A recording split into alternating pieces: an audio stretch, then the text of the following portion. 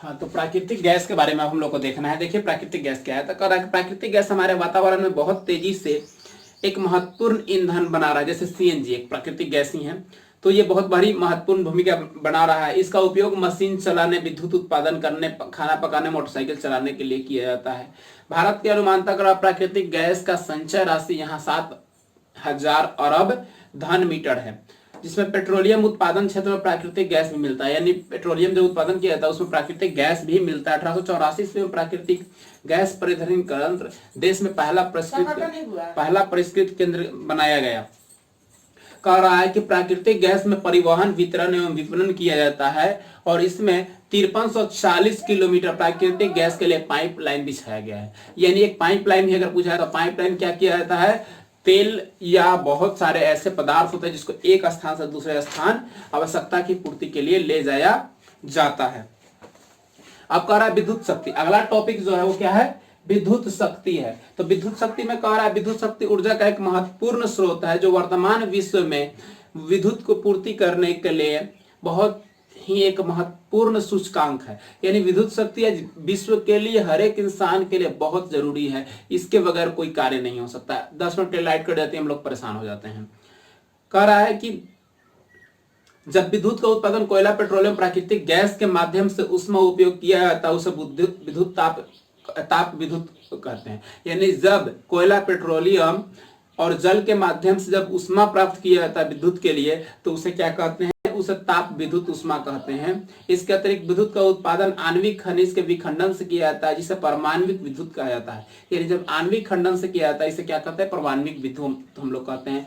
जल विद्युत क्या होता है, तो कह रहा है कि पारंपरिक जल का प्रयोग शक्ति संसाधन के लिए किया जाता है। प्रारंभ में जल से ऊर्जा प्राप्त की जाती है। प्रक्रिया को पवन चक्कियों द्वारा भी किया जाता है। 20वीं सदी में सीमेंट के डायनेमो और पोर्टलैंड सीमेंट इत्यादि से किया जाता है उपयोग।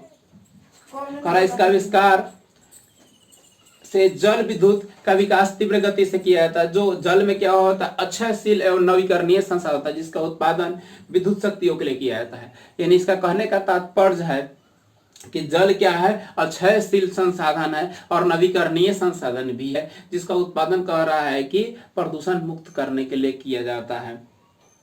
जल विद्युत का उत्पादन कर रहा है कि भारत में सन 1897 ईस्वी में दार्जिलिंग में पहला जल विद्युत संयंत्र की स्थापना किया। पूछ सकता है कि सबसे पहले जल विद्युत संयंत्र की स्थापना कब की गई, तो ये किया गया 1897 ईस्वी में दार्जिलिंग में। दार्जिलिंग पश्चिम बंगाल में है।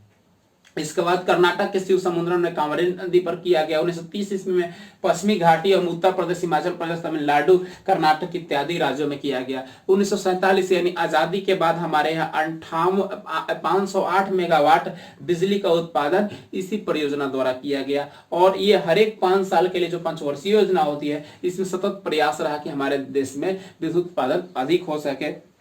यानी कई बहुउद्देशीय परियोजना भी इसके लिए कार्य कर रही है। नदियों पर कह रहा है कि बांध बनाकर पन बिजली का निर्माण किया जाता है, बाढ़ का रोकथाम भी किया जाता है, मिट्टी का कटाव भी होता है, मछली पालन भी होता है और पर्यटन यातायात इसकी सुविधा भी की जाती है। और इन सभी योजनाओं को कही जाती है बहुउद्देशीय परियोजना, जो कि आप लोग पढ़ रहे हैं, जिसको बहुत सारे उद्देश्यों के लिए बनाया गया हो। बांध बनाया गया हो जो बाढ़ से बच जाए, बिजली का निर्माण हो, मछली पालन हो, फिर से जल को एक दिशा मोड़ दी जाए, इन सभी कार्यों के लिए जो किया जाता है उसे बहुउद्देशीय परियोजना कहते हैं। यानी एक कार्य से बहुत सारी योजनाएं जुड़ी होती है। जिसमें पहला है भाखड़ा नांगल नदी परियोजना।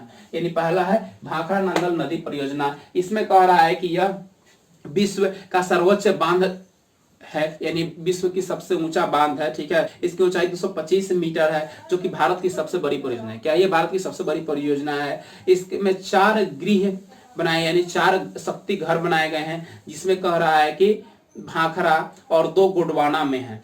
इस 7 लाख मेगावाट बिजली का उत्पादन किया जाता है, जिससे पंजाब, हरियाणा, दिल्ली, उत्तराखंड, उत्तर प्रदेश, हिमाचल प्रदेश, राजस्थान, जम्मू कश्मीर इत्यादि राज्यों में कृषि एवं उद्योग के लिए काम में लाया जाता है। यानी 7 लाख मेगावाट इससे बिजली का उत्पादन किया जाता है, जो कि विभिन्न राज्यों में इसका उपयोग किया जाता है। फिर दामोदर घाटी, यह कह परियोजना दामोदर नदी पर भयंकर बांध बनाकर झारखंड एवं पश्चिम बंगाल के को बचाने के लिए कह रहा है कि तिलैया एवं मैथन, कोलार इत्यादि पहाड़ियों में बांध बनाकर 1300 मेगावाट बिजली का उत्पादन किया। इसमें बिहार, झारखंड, पश्चिम बंगाल इत्यादि राज्यों में कह रहा है कि इससे बिजली का उपयोग करवाया जाता है।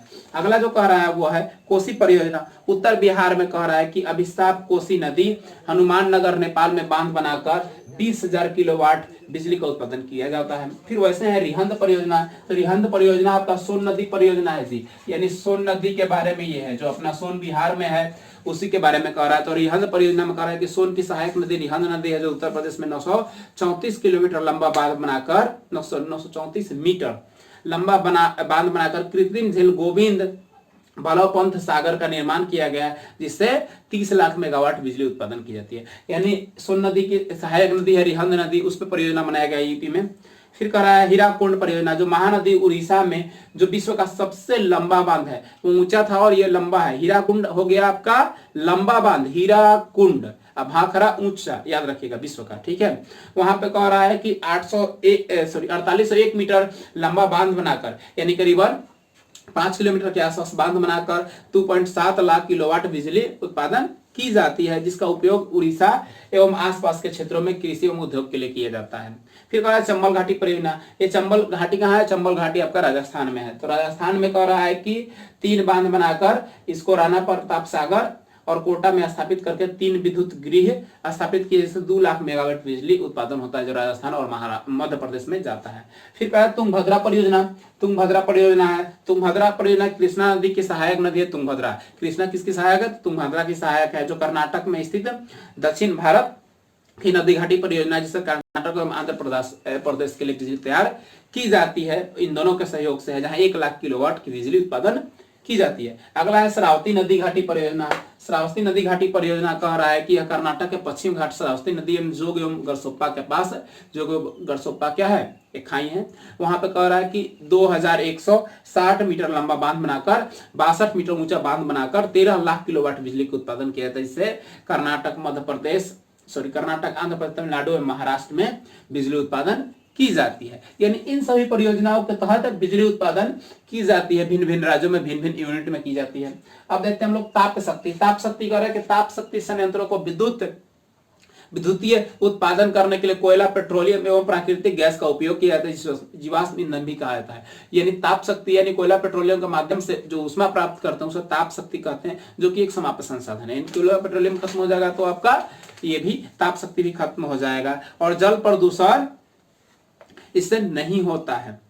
कह रहा है कि 1997-98 ताप विद्युत उत्पादन में 64,000 मेगावाट किया गया, लेकिन इसको 2004 में बढ़ाकर 467 मिलियन यूनिट कर दिया गया। लगातार इसको क्या करती है, कौन संस्था करती है? इसको भारतीय ताप विद्युत निगम यानी NTPC, national thermal power corporation करती है। इन ताप विद्युत का निर्माण कौन करती है? तो एनटीपीसी करती है, नेशनल थर्मल पावर कॉर्पोरेशन, याद कर लीजिएगा। अब है परमाणु शक्ति। परमाणु शक्ति अब देख लीजिए क्या है। तो परमाणु शक्ति में कह रहा है कि यह उच्च अनुभार वाले परमाणुओं को क्या करता है? खंडित करता है, यानी खंडन करता है, उसको तोड़ने का काम करता है, और जिससे ऊर्जा उत्सर्जित होता है। जैसे कि हाइड्रोजन बम है, क्या है? एक परमाणु ऊर्जा ही है, यानी उसके अंदर क्या होता है? खंडन होता है। चाहे हाइड्रोजन बम देख लीजिए, परमाणु बम देख लीजिए, वो भी देख लीजिए।